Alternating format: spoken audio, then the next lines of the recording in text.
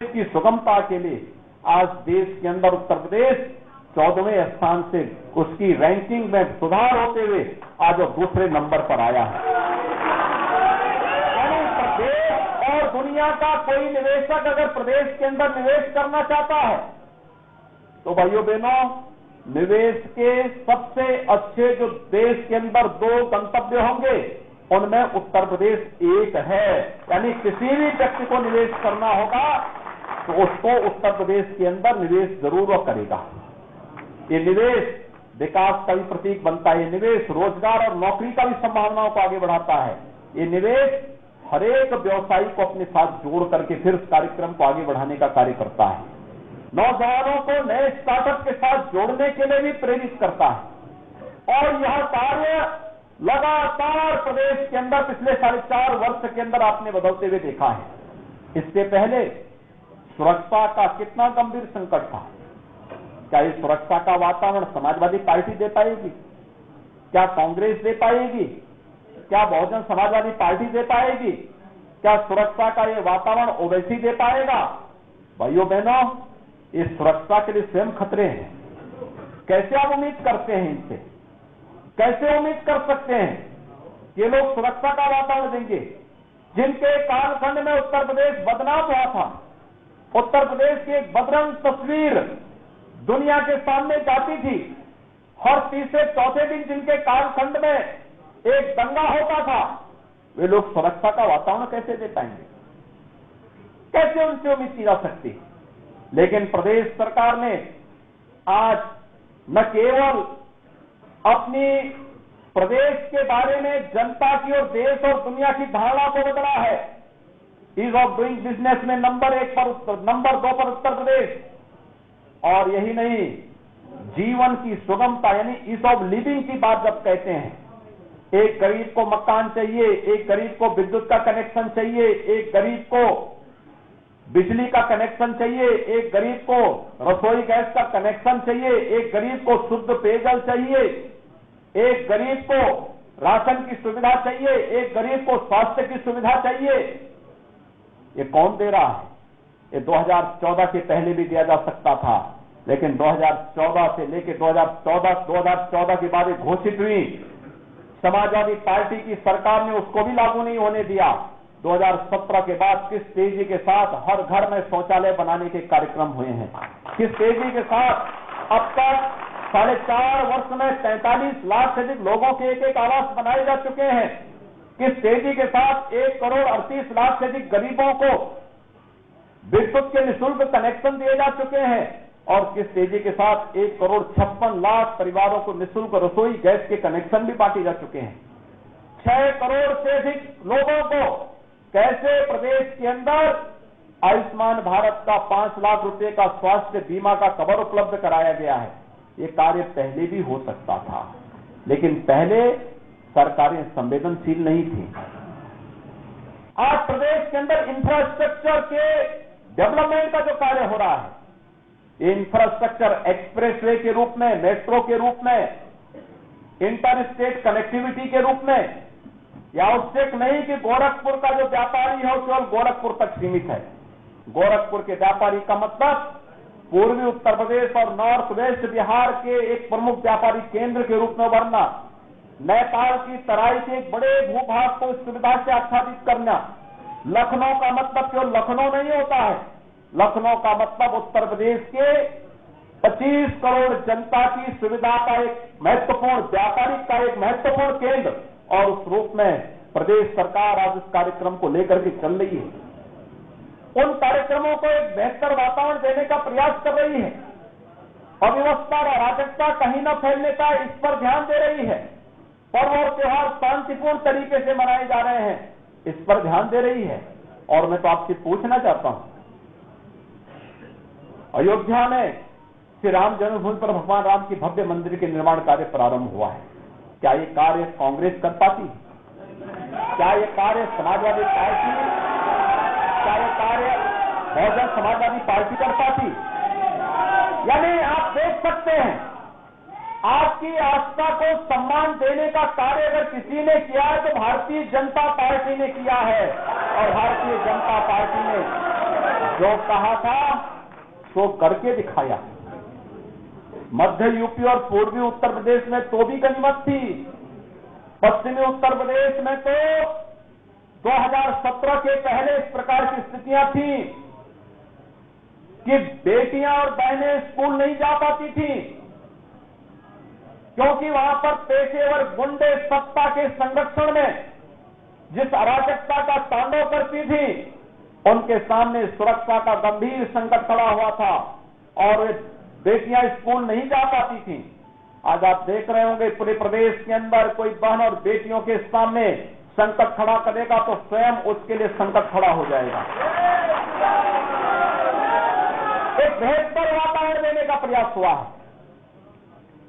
और इसी में जब इस सामाजिक प्रतिनिधि सम्मेलन में हम लोग आए हैं, आपने देखा होगा हमारी सरकार ने कुछ कार्यक्रम चलाए थे। परंपरागत हस्तशिल्पी और कारीगरों के लिए विश्वकर्मा श्रम सम्मान, इसमें स्वर्णकार समाज के लिए भी एक व्यवस्था दी गई कि हम उनकी ट्रेनिंग करवाएंगे, ट्रेनिंग के दौरान निश्चित मानदेय देंगे और निश्चित मानदेय देने के साथ फिर उन्हें बैंक के साथ जोड़ने, टूल किट उपलब्ध करवाने और फिर उन्हें शासन का सब्सिडी का लाभ देने की कार्रवाई भी करेंगे। यह एक बड़ा कार्यक्रम है, क्योंकि तकनीक और डिजाइनिंग आपके इस फील्ड का एक महत्वपूर्ण पार्ट है। अच्छी तकनीक अगर है और बाजार की मांग के अनुरूप अगर हम डिजाइन दे रहे हैं तो स्वाभाविक रूप से आपका प्रोडक्ट मार्केट में उतनी मजबूती के साथ अपना पांव जमाएगा और तेजी के साथ उसका प्रचार प्रसार होगा।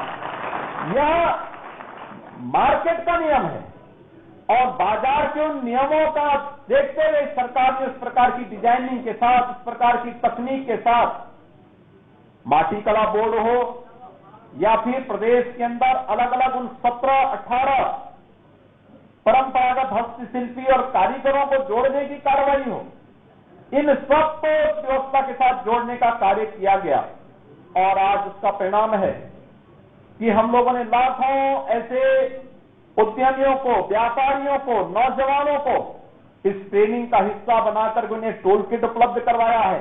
बल्कि दिसंबर तक का लक्ष्य मैंने एमएसएमई विभाग को दिया है कि दिसंबर तक कम से कम 75,000 ऐसे हस्तशिल्पी और कारीगरों को फिर से सम्मानित करने की आवश्यकता है। टोल किट और बैंक से लोन देने की, लोन के साथ शासन की सब्सिडी उपलब्ध करवाने की कार्रवाई के साथ जोड़ने की आवश्यकता है। भाइयों बहनों, प्रदेश वही है, सरकार बदली है। सरकार बदलने के साथ ही हमने प्रदेश के अंदर व्यापारी कल्याण बोर्ड का भी गठन किया। व्यापारी कल्याण बोर्ड के माध्यम से हर व्यापारी को जो जीएसटी में जिसने रजिस्ट्रेशन करवाया है 10 लाख रुपए की सुरक्षा बीमा का कवर भी उसे उपलब्ध करवाया है। ये 10 लाख रुपए अगर व्यापारी के साथ कोई घटना घटित हो जाती है, व्यापारी किसी आपदा का शिकार हो जाता है, उस व्यापारी के परिवार को 10 लाख रुपए सरकार उपलब्ध कराएगी। यानी ये हो सकती थी, लेकिन इस सोच को पिछली सरकारों के पास सोच थी नहीं। इस सोच को व्यवहारिक धरातल पर उतारने के लिए फुर्सत नहीं थी। जब प्रदेश का मुख्यमंत्री 12 बजे सो करके उठेगा, कैसे उम्मीद करते हैं कि वो जनता के बारे में क्या सोचता है? समाज की कोई जानकारी उसको नहीं होगी, व्यवहारिक जानकारी नहीं होगी, कैसे उम्मीद करते हैं? पेशेवर दंगाई और अपराधियों को का सरपरस्त जब प्रदेश सरकार बन जाएगी, कैसे उम्मीद करते हैं किसी को सुरक्षा मिल पाएगी? अंतर साफ है।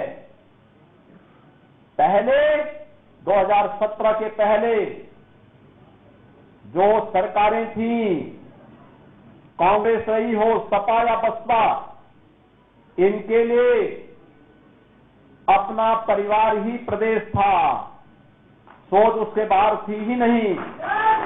अपने परिवार, अपने खानदान के लिए कर लेंगे, यही उनके लिए सब कुछ था। लेकिन भाइयों बहनों, 2017 के बाद जो सरकार आई है उसके लिए प्रदेश ही परिवार है। प्रदेश की 25 करोड़ जनता की सुरक्षा, उनके लिए व्यवस्था, उनका संरक्षण, ये टॉप प्रायोरिटी है। आस्था के साथ खिलवाड़ करने की छूट किसी को नहीं। पहले ही सरकार ने कह रखा है, देखिए हम सुरक्षा सबको देंगे, आस्था का सम्मान सबको करेंगे, शासन की योजनाओं का लाभ सबको देंगे, लेकिन अगर दंगा करोगे, गरीब की जमीन पर कब्जा करोगे, व्यापारिक प्रतिष्ठानों में लूटपाट करोगे, तो भरपाई करते करते 7 पीढ़ियां बीत जाएंगी, तब भी भरपाई नहीं कर पाओगे। पहले आतंकवादियों को सम्मानित किया जाता था। याद करिए 2012 में समाजवादी पार्टी की सरकार आई थी, राम जन्मभूमि पर आतंकी हमला करने वाले आतंकवादियों को, मुकदमों को सबसे पहले वापस लेने का कार्य करती है। और हमारी सरकार आती है तो आतंकवादी दूर दूर तक कहीं दिखाई नहीं देता है।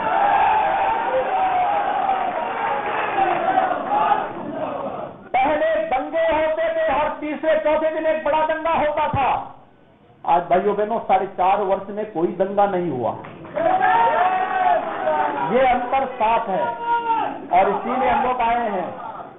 चाहे वो विश्वकर्मा श्रम सम्मान के माध्यम से परंपरागत हस्तशिल्पी और कारीगरों के हुनर को सम्मान देने की कार्रवाई हो, या व्यापारी कल्याण बोर्ड के माध्यम से हर उस व्यापारी को, रजिस्टर्ड व्यापारी को 10 लाख रुपए की सुरक्षा बीमा का कवर देने की कार्रवाई हो।